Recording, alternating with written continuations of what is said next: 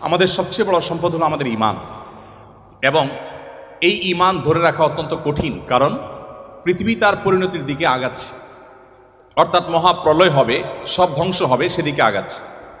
প্রিয় নবী সাল্লাল্লাহু আলাইহি সাল্লাম পৃথিবী ধ্বংস হবে বা সৃষ্টি জগৎ ধ্বংস হবে, নট অনলি পৃথিবী, এই নবমণ্ডল ভূমণ্ডল সব ধ্বংস হয়ে সব শেষ হয়ে যাবে, কোনোটি আর নিজ অবস্থানে থাকবে না, এ সম্পর্কে গোটা কোরআন জুড়ে আল্লাহ তাআলা আলোকপাত করেছেন। শুরুর দিকে আল্লাহ রাব্বুল আলামিন বিধিবিধান সবকিছু বলার পরও শেষের দিকে এসে কোরআনকে আল্লাহ রাব্বুল আলামিন সমাপ্ত করেছেন বেশিরভাগ সূরাগুলোতে কিয়ামত সম্পর্কিত আলোকপাত দ্বারায়, অর্থাৎ পৃথিবী তার পরিণতির দিকে যাবে, সেটা দিয়ে আল্লাহ সুবহানাহু ওয়া তাআলা ইতি টেনেছেন। আমরা কদিন আগে বাংলাদেশের নোবেল বিজয়ী ডক্টর ইউনূসের একটা সাক্ষাৎকারের একটা অংশ বিশেষ, বোধহয় ডয়চে ভেলের একটা সাক্ষাৎকার, এটা আমরা দেখেছি। যদিও সাক্ষাৎকারটা পরে কোনো কারণে বা কোনো যৌক্তিক অযৌক্তিক যে কারণেই হোক আমরা দেখতে পাই না ওই পেজে, আমি শুনেছি, আপনারা অনেকে হয়তো শুনেছেন।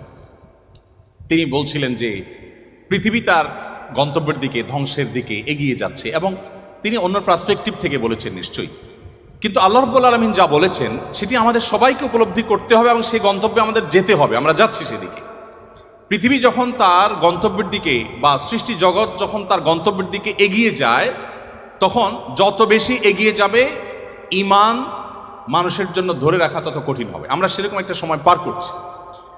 আমাদের বাপদাদারা যারা ছিলেন তাদের ঈমানের যে অবস্থা ছিল, তাদের মধ্যে সততা যে পরিমাণে ছিল, আমাদের মধ্যে সে পরিমাণ নিশ্চয়ই নাই।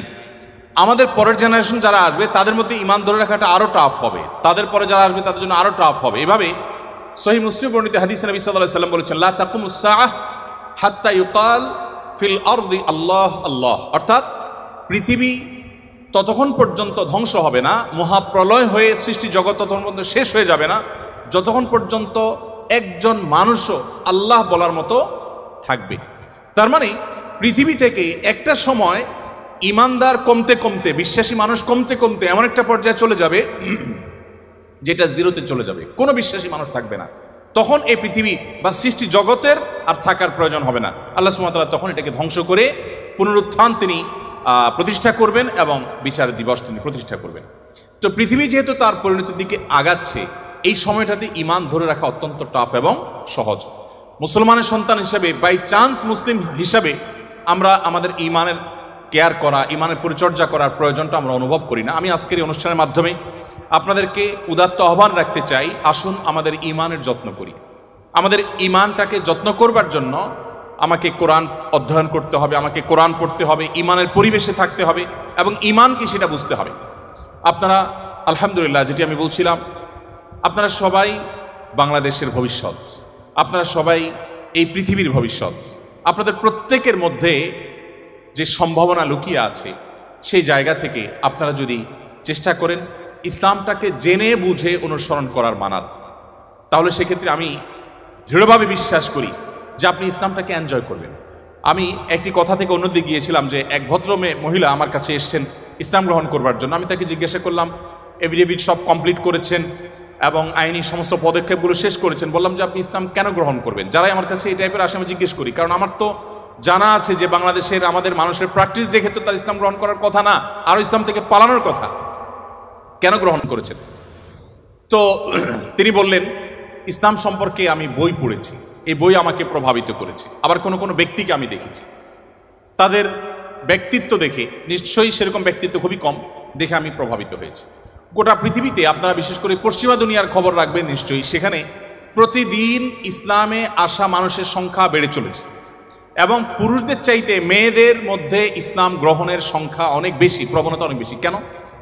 যেখানে নারী অধিকার নিয়ে এত কথা বলা হয়, নারীদের অধিকার দেওয়ার জন্য এত আয়োজন নেওয়া হয়, এত উদ্যোগ নেওয়া হয়, সেই সমাজে কেন, সেই সমাজের নারীরা কেন ইসলামে আসছে এবং সেখানকার মুসলমানরা কেন ইসলামে আসছে, এই বিষয়টা নিয়ে আমি একটু স্টাডি করার চেষ্টা করলাম। আমার কাছে দুটি জিনিস পরিষ্কার হয়েছে। নাম্বার এক, তারা কোরআন পড়ে।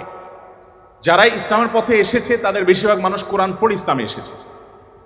এবং ওমর রাদিয়াল্লাহু তাআলার কথা আপনারা জানেন, গোটা পৃথিবীর ইতিহাসে প্রবাদ তুল্য শাসকদের একজন, ন্যায় বিচার প্রতিষ্ঠার ক্ষেত্রে দৃষ্টান্ত স্থাপন করা মানুষদের একজন, সে ওমর রাদিয়াল্লাহু তাআলা আনহু। তার ইসলাম গ্রহণের ইতিহাসও আপনারা জানেন। তিনি কিন্তু নবী সাল্লাল্লাহু আলাইহি সাল্লামকে হত্যা করার দায়িত্বে নিয়োজিত হয়ে সে দায়িত্ব পালন করার জন্য যাচ্ছিলেন। পথিমধ্যে তিনি তার বোন ভগ্নিপতির কণ্ঠের তেলাওয়াত শুনেছেন। এই ঘটনা বিভিন্নভাবে বর্ণিত হয়েছে, আপনারা জানেন। সেই তেলাওয়াত তাকে এতটা প্রভাবিত করেছে যে তিনি হত্যার পরিবর্তে বরং মুহাম্মদ সাল্লাল্লাহু আলাইহি সাল্লামের কাছে হাত দিয়ে তার হাতে ইসলাম গ্রহণ করেছেন। তার মানে কোরআন সামান্য একটু শোনার পর তার ভিতরে এরকম প্রভাব পড়েছে। আপনাদেরকে আরেকটা গল্প শোনাতে চাই। তুফাইল ইবনে আমর আদ-দুসি একজন বড় মাপের কবি ছিলেন ইয়েমেনের। শুধু বড় মাপের নয়, আমরা জাতীয় কবি বলি, তখনকার জাতীয় কবির কালচারভাবে ছিল না। যদি থাকতো হয়তো তিনি ইয়েমেনের জাতীয় কবি থাকতেন তখনকার। তুফাইল ইবনে আমর আদ-দুসি, দুস ওনার গোত্রের নাম। উনি যেহেতু বড় সাহিত্যিক এবং কবি ছিলেন, এবং সেই সময়ে কবি সাহিত্যিকদের অনেক কদর ছিল। বড় বড় রাজদরবারগুলোতে কবি সাহিত্যিকদেরই পদচারণা সবচেয়ে বেশি ছিল, এবং সবচেয়ে বড় পুরস্কারগুলো তারাই জিততেন। প্রশংসা করে রাজাদেরকে বিভিন্ন কবিতা, বিভিন্ন পংক্তি, বিভিন্ন লেখা এগুলো উপহার দিলেই পুরস্কার পেতেন। তো তুফাইল ইবনে আমর আদ-দুসি যেহেতু সাহিত্যিক ছিলেন, ভিআইপি ছিলেন, তিনি মক্কা উমরা করতে এসেছেন। মুহাম্মদ সাল্লাল্লাহু আলাইহি সাল্লাম তখন গোপনে ইসলাম এর দাওয়াত দিচ্ছেন। মক্কায় আসার পর তার বন্ধু বান্ধব যারা মক্কায় ছিলেন কবি সাহিত্যিক, তারা বললেন, দেখো আমাদের এখানে তো একটা লোক তার কথা শুনলেই মানুষ তার জাদুতে আক্রান্ত হয়ে যায়, বাপদার ধর্ম ছেড়ে দেয়।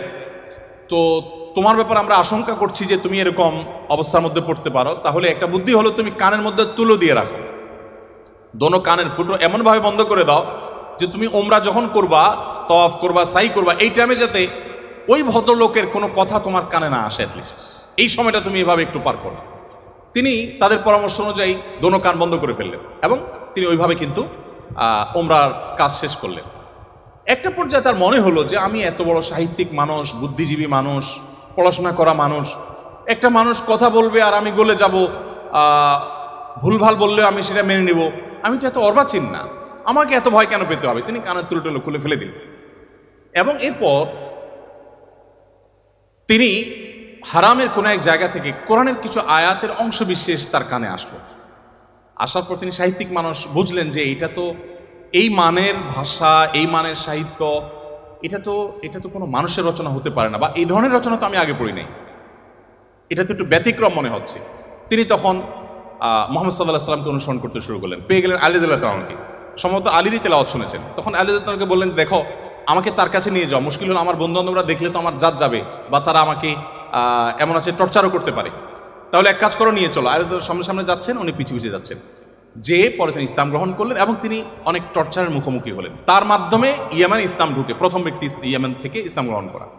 আমি আপনাকে 50টা ঘটনা শোনাতে পারবো যে মানুষগুলো ইসলাম গ্রহণ করেছেন শুধুমাত্র কোরআন স্টাডি করে, কোরআন পড়ে। আমি আপনাদেরকে আজকে আহ্বান করে যেতে চাই, বাই চান্স মুসলমান আমরা যারা আছি, আমরা একটু ইসলামটাকে বোঝার চেষ্টা করি, আমরা ইসলামটা একটু জানার চেষ্টা করি। আমরা অনেকে মনে করি কোরআন হাদিস এগুলো হুজুরদের সাবজেক্ট, এগুলো শুধু ওনারা পড়বেন, আমরা শুধুমাত্র হুজুরদের মুখের দিকে তাকিয়ে থাকবো আর শুনবো। আপনি সেই ধর্মের অনুসারী, যে ধর্মের প্রথম নির্দেশ কিন্তু নামাজ পড়া নয়, যে ধর্মের প্রথম নির্দেশ কিন্তু রোজা রাখা নয়, যে ধর্মের প্রথম নির্দেশ হলো ইকরা, তুমি পড়ো। আপনি সেই ধর্মের মানুষ যেই ধর্মে আপনাকে জ্ঞান ভিত্তিক দিন আপনাকে গ্রহণ করতে বলা হয়েছে। আল্লাহ সুবহানাহু ওয়া তাআলা কোরআনে বলেছেন, ফাআলাম আন্নাহু লা ইলাহা ইল্লা। ইমাম বুখারী রাহমাতুল্লাহ আলাইহি কোরআনের পর সবচেয়ে বড় বিশুদ্ধতম আপনার ব্যাখ্যা গ্রন্থ, সেখানে আল্লাহ রাব্বুল আলামিন যে কোরআনে আয়াতে বলেছেন, এর আলোকে ইমাম বুখারী রাহমাতুল্লাহ একটা অধ্যায় রচনা করেছেন। আপনারা জেনারেল ব্যাকগ্রাউন্ডের মানুষ, আপনাদেরকে আমি কিছু এমন তথ্য দিতে চাই যেগুলো হয়তো আপনাদের জানা নেই, এবং সেটা এই জন্য দিতে চাই যে মুসলমানদের জ্ঞান বিজ্ঞানের চর্চা কোন লেভেলে ছিল, বিজ্ঞান তো বটে, সাধারণ জ্ঞানের চর্চাও কোন লেভেলে ছিল। ইমাম বুখারী রাহমাতুল্লাহর যে বুখারী শরীফের কথা আপনারা শুনেন, এই বুখারী শরীফ এটার যে শুধু ইয়েগুলো আছে, টাইটেলগুলো আছে, অধ্যায় এবং পরিচ্ছদের যে শিরোনামগুলো আছে, শুধু এই শিরোনামগুলোর ব্যাখ্যায় ভারতবর্ষের লেখক আছে, সারা ওয়ার্ল্ডের অন্যান্যগুলো বাদই দিলাম। শাইখুল হাদিস জাকারিয়া রাহমাতুল্লাহ আলাইহি ভারতের সাহারানপুরের উত্তরপ্রদেশের, তার লেখা আত-তারাজম ওয়াল আবওয়াব আছে। আপনার এই টেবিলের এই মাথা থেকে মাথা পর্যন্ত হয়ে যাবে সবগুলো ভলিউম রাখলে। এতগুলো ভলিউম ভর্তি কিসে? শুধুমাত্র সহিহ বুখারীর শুধুমাত্র যে টাইটেল বা শিরোনাম আছে তার ব্যাখ্যা। এবং এগুলো এতটা একাডেমিক, এবং এতটাই আপনার ডিপ নলেজের বিষয় এবং এলমি বিষয়, একাডেমিক বিষয়, যে আপনি যদি এখানে প্রবেশ করেন তাহলে আপনি এটার ভেতরে শুধু ঢুকতেই থাকবেন এবং সামনে আগতে থাকবেন। এটা আমাদের ঐতিহ্য। যাই হোক, তো ইমাম বুখারী রহমতুল্লাহ আলাইহির একটা অধ্যায়ের শিরোনাম ছিল এরকম যে তিনি লিখেছেন বাবুল কাউলি বিল ইলমি, বাবুল ইলমি ক্বাবলাল কাউলি ওয়াল আমালি বিহি। অর্থাৎ সে অধ্যায় এখানে রচনা করা হচ্ছে যে অধ্যায়ে প্রমাণ করা হবে ইসলাম কোনো কথা বলবার আগে, কোনো কাজ করবার আগে মানুষকে সেটা জানার নির্দেশ করে। অর্থাৎ আগে জ্ঞান অর্জন করো, তারপরে তুমি করো।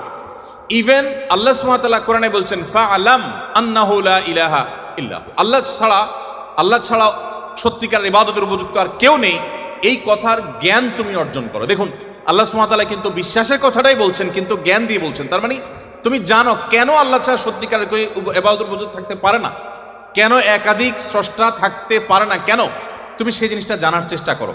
কেন বলতে আমি এখানে আল্লাহ সুবহানাহু ওয়া তাআলা দর্শন জানতে নির্দেশ করেছেন তা নয়, আল্লাহ বলেছেন যে এই বিষয়ের স্বচ্ছ ধারণা এবং ইলম যেন আমাদের মধ্যে আসে। কিন্তু দুঃখজনক, আমরা কোরআন পড়ি না, আর পড়লেও বুঝে পড়ি না। পৃথিবীতে সবচেয়ে বেশি পাঠ করা হয় যে গ্রন্থ সেটা কোরআন। কোরআনের চাইতে বেশি পাঠ করা হয় সর্বযুগে সর্বকালে এরকম আরেকটি গ্রন্থ পৃথিবীতে নেই যে এত বেশি পরিমাণে পাঠ করা হয়। আর দুঃখজনক সত্য এটাও যে পৃথিবীতে না বুঝে পাঠ করার ক্ষেত্রে কোরআনের চাইতে আর বিকল্প বা আরেকটা গ্রন্থ আপনি খুঁজে পাবেন না। কোরআনই একমাত্র গ্রন্থ যে আমরা মুসলমানরা সেটাকে না বুঝেই শুধুমাত্র পড়ি। হ্যাঁ, কোরআন না বুঝে পড়লেও আপনি সওয়াব পাবেন, এটা একটা কাজ হবে। না বুঝে পড়লে কি লাভ হবে আমরা অনেকে বলি। আজকাল আপনারা জানেন অনেক টেকনোলজি আবিষ্কার হয়েছে, আপনারা টেকনোলজির লোক, যে একটা সিম্পল জিনিস আমাদের সবার হাতে হাতে আছে, স্মার্টফোন। আমরা যদি বলি হাই শ্রী কল অমুক, সাথে সাথে কিন্তু আপনার কোনো টিপাটিপি ছাড়াই সেই অমুককে কল করবে, মোবাইল করবে না ডিভাইস। এখন তো আপনার আপনি কোনো রুমে বসে বলছেন যে গরম লাগছে, এসিটা অন হয়ে যাবে। আপনি জাস্ট বললেন, নির্দিষ্ট শব্দ উচ্চারণ করলেন যে আপনার কাছে গরম লাগছে, এসিটা অন হয়ে যাবে। আপনি বললেন যে না এখন শীত লাগছে, তো এসিটা কমে যাবে, বন্ধ হয়ে যাবে। টেকনোলজি এই পর্যন্ত চলে গেছে যা আপনি বলছেন সেটা সে ক্যাচ করছে এবং সেই অনুযায়ী কাজ করছে। তো এই যদি টেকনোলজির কারামতি হয় তাহলে কোরআন আপনি পাঠ করছেন, এমনকি এমনও হতে পারে কোনো মানুষ কিছু নির্দিষ্ট ওয়ার্ড উচ্চারণ করছে, সেটা মিনিং বুঝে না, কিন্তু ওই ডিভাইস তার মিনিং বা ওই যন্ত্র তার মিনিংটা বুঝে এবং সেটা সে ক্যাচ করে কাজও করে ফেলেছে। সে কিন্তু যা বলেছে নিজেও বুঝে নেই, তারপরও কাজ করেছে। কোরআন তেলাওয়াত করে ফু দিলে অনেক অসুখ, অনেক দুঃখ, অনেক কষ্ট, মানুষের শারীরিক অনেক কষ্ট লাঘব হয়। কিভাবে হয়? আপনি যদি এটা নিয়ে বৈজ্ঞানিক গবেষণা নামেন তো আপনি কোনো সূত্র হয়তো খুঁজে পাবেন না, কিন্তু আপনাকে আমি যে পয়েন্টটা বললাম এই পয়েন্ট থেকে যদি আপনি আগান আপনি দেখবেন যে এরকম বহু লজিক আপনার সামনে হাজির হয়ে গেছে। যাই হোক, তো আমি যেটা বলছিলাম যে কোরআন আপনি না বুঝে পড়লে সওয়াব পাবেন, কিন্তু এই জন্য কোরআন আসেনি। আল্লাহ সুবহানাহু ওয়া তাআলা কোরআনে বিভিন্ন জায়গায় বলেছেন লিয়াদাব্বারু আয়াতি, এই কোরআন দেয়া হয়েছে তোমাদেরকে যাতে এর আয়াতগুলো নিয়ে তোমরা গবেষণা করো, তোমরা যাতে ভাবো, তোমরা যাতে চিন্তা করো, তোমরা যাতে ভাবনার জগতে প্রবেশ করো। তো এই কোরআন ভাবনা বা গবেষণা তো অনেক পরের কথা, এর কথামালা তো আমাকে আগে বুঝতে হবে। আমি আজকে অনুষ্ঠানের মাধ্যমে আপনাদের সবাইকে উদাত্ত আহ্বান রাখতে চাই, আসুন কোরআন শুরু থেকে শেষ পর্যন্ত একবার অন্তত পুরো কোরআনটা আপনি ধীরে ধীরে অল্প অল্প করে 5টি আয়াত করে 10টি আয়াত করে আপনি পড়ুন এবং বোঝার চেষ্টা করুন। কোন একজন সাহাবী বলেছেন শুধু সূরা বাকারা পড়তে তার কয়েক বছর লেগেছে। আমরা তো 2-3 দিনে কোরআন খতম দিয়ে ফেলতে পারি, তাই না? তার শুধু সূরা বাকারা পড়তে টানা কয়েক বছর সময় লেগেছে। কি করেছেন তিনি? প্রতিটা আয়াত পড়েছেন, এ সম্পর্কে জেনেছেন, ভেবেছেন, এখান থেকে তার নেয়ার কি আছে সেটা নিয়েছেন, নিজের মধ্যে ইমপ্লিমেন্ট করেছেন, দেন তিনি সামনে অগ্রসর হয়েছেন। এভাবে এগোতে গিয়ে তার একটা সূরা শেষ করতে কয়েক বছর সময় লেগে গেছে। কোথায় আমাদের কোরআন অধ্যয়ন? আমি আপনাদেরকে বলেছি এখনো পৃথিবীতে যারা ইসলামে আসছে, পশ্চিমা পৃথিবী বলুন, আমাদের এই অঞ্চলে বলুন, তাদের নিয়ে আমার যে সামান্য পড়াশোনা বা ঘাটাঘাটি আছে সেটার আলোকে আমি নিশ্চিত হয়েছি অনেকখানি যে তারা বেশিরভাগ মানুষ আমাদেরকে দেখে তো আসার প্রশ্নই ওঠে না, কারণ আমাদের মুসলমানদের মধ্যে এমন কিছু নেই যেটা দেখে সে ইসলামে আসবে, ম্যাক্সিমাম মুসলমানদের অবস্থা। কিন্তু তারা ইসলামে এসেছে কোরআন পড়ার পর। ফ্রান্সের একজন পলিটিশিয়ান, তিনি কট্টর ইসলাম এবং মুসলমানদের সমালোচক ছিলেন এবং বিদ্বেষ পোষণ করতেন রীতিমতো। আমি একসময় আমার ফেসবুক প্রোফাইলে তাকে নিয়ে অনেক লেখালেখিও করেছি।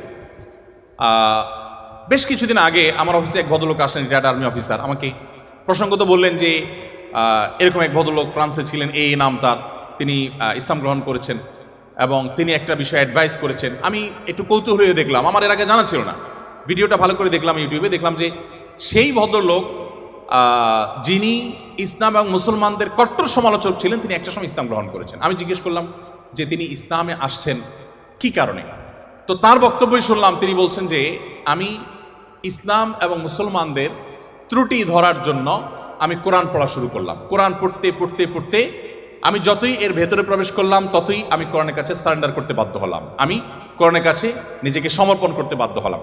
তো আলহামদুলিল্লাহ, তিনি যেভাবে ইসলাম গ্রহণ করেছেন এবং আলোকিত হয়েছেন কোরআন দ্বারায়, আমার বিশ্বাস আমরা যদি অ্যাজ এ মুসলিম আমরা পড়াশোনা করি মুসলিম হই, আমরা বুঝে শুনে মুসলিম হই, আমাদের ইসলাম গ্রহণটা যদি বাই চান্স না হয়ে বাই চয়েস হয়, অর্থাৎ আমরা জেনে শুনে মুসলমান হই, তাহলে সেটা আমাদেরকে অনেক বেশি উপকার দিবে।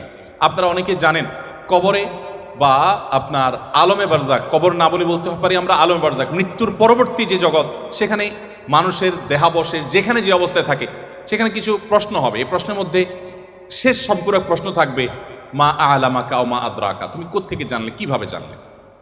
তার মানে ইসলাম চায় আমি যা জানবো ইসলামের কথা সেটাও জ্ঞানভিত্তিক জানবো এবং গ্রন্থভিত্তিক জানবো, জেনে শুনে আমি বিশ্বাস করবো। আল্লাহ আমাদেরকে সেই তৌফিক দান করুন। তাহলে আমার প্রথম আহ্বান হলো আপনারা কোরআন পড়বেন, বুঝে পড়ার চেষ্টা করবেন, পুরোটা একবার পড়ে শেষ করার চেষ্টা করবেন। দ্বিতীয়, আপনাদের প্রতি আমার উদাত্ত আহ্বান হলো আপনারা কোরআনের পাশাপাশি আপনার জীবনে একটি বারের জন্য হলেও সিরাত গ্রন্থ পড়বেন। নবী সাল্লাল্লাহু আলাইহি ওয়াসাল্লামের পুরো জীবনীটা একবার পড়বেন এবং সম্ভব হলে একাধিক সিরাত গ্রন্থ আপনি পড়বেন। আমি দেখেছি যারা এখনও গোটা পৃথিবীতে ইসলামে আসেন অন্য ধর্ম থেকে, তাদের বেশিরভাগ কোরআন পড়ে আর বাকিরা প্রিয় নবী সাল্লাল্লাহু আলাইহি ওয়াসাল্লামের সিরাত বা জীবন ইতিহাসটা নির্মোহভাবে পড়ে শেষ করলে তিনি তার কাছে সারেন্ডার করতে বাধ্য হন।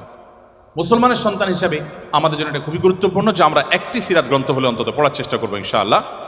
তৃতীয়ত, আপনাদের প্রতি আমার আহ্বান থাকবে যে আপনারা বয়সে, আমি শিক্ষার্থীদেরকে বলছি যে আপনারা বয়সে সবাই তরুণ, মনে রাখবেন আমাদের চরিত্রকে, আমাদের সম্ভ্রমকে হেফাজত করা, এটাকে সংরক্ষণ করা, এটা আমাদের জন্য অনেক বড় একটা চ্যালেঞ্জিং বিষয় এবং এটি আমাদেরকে করতেই হবে। আপনার চরিত্র যদি আপনি নষ্ট করে ফেলেন, আপনার ক্যারেক্টার যদি আপনি শেষ করে ফেলেন, আরও পরিষ্কার করে বললে আপনি যদি বিবাহ বহির্ভূত, অবৈধ এবং অনৈতিক সম্পর্কে আপনি জড়ান, হারাম রিলেশনে আপনি জড়ান, আপনি আর যা হোক আপনি ভালো মুসলমান হওয়ার সুযোগ আপনার জন্য খোলা নেই। কারণ ভালো মুসলমান হওয়ার জন্য নিজেকে নিয়ন্ত্রণ করা শিখতে হয়। দেখুন, আপনি দেখবেন ইসলাম সব জায়গায় শুধু ব্রেক দিতে শিখিয়েছে, ব্রেক, এটা হারাম, এটা করা যাবে না, ওদিকে যাওয়া যাবে না, তার মানে নিয়ন্ত্রণ করা। কারণ মানুষের জন্য যা ক্ষতিকর তা থেকে মানুষকে বাঁচাবার জন্য ইসলাম এই আদেশ নিষেধগুলো দিয়েছে। আপনি বয়সে তরুণ, আপনি যদি নিজেকে কোন একটা লোভ থেকে নিয়ন্ত্রণ করতে না শিখেন, নিজেকে আপনি কন্ট্রোল করা না শিখেন, আপনি কিভাবে সমাজ পরিবর্তন করবেন? আপনি কিভাবে দেশকে, এই পৃথিবীকে আলোকিত করবেন? আপনার দ্বারা কিভাবে আপনার অনেক অসৎ চাহিদা থাকতে পারে, আপনার জীবনে অনেক লোভ, অনেক আকাঙ্ক্ষা আপনার সামনে হাজির হতে পারে, যেটা পূরণ করা আপনার জন্য বিধেয় নয়, অবৈধ। সেগুলো আপনি কিভাবে, সেগুলো থেকে আপনি বেঁচে থাকবেন, নিজেকে কিভাবে নিয়ন্ত্রণ করবেন, এটার এক্সারসাইজটা আপনাকে আপনার তরুণ বয়স থেকে করতে হবে। আল্লাহ রাব্বুল আলামিন একটা নির্দিষ্ট সময় পর্যন্ত আমাদেরকে অপেক্ষা করতে বলেছেন, একটা বৈধ এবং হালাল সম্পর্কের জন্য অপেক্ষা করেছেন। দেখুন, পৃথিবীর যে সমস্ত দেশে এই রিলেশনগুলোর কোনো বিধিনিষেধ রাখা হয়নি, তারা খুব একটা ভালো নেই, তাদের দাম্পত্য জীবনে তারা খুব একটা সুখী নয়। আমরা ভারত উপমহাদেশের মানুষ, আমাদের অনেক কিছুই নেই, আমরা জ্ঞানে বিজ্ঞানে পিছিয়ে, আমরা অনেক ক্ষেত্রে পিছিয়ে, কিছু কিছু ক্ষেত্রে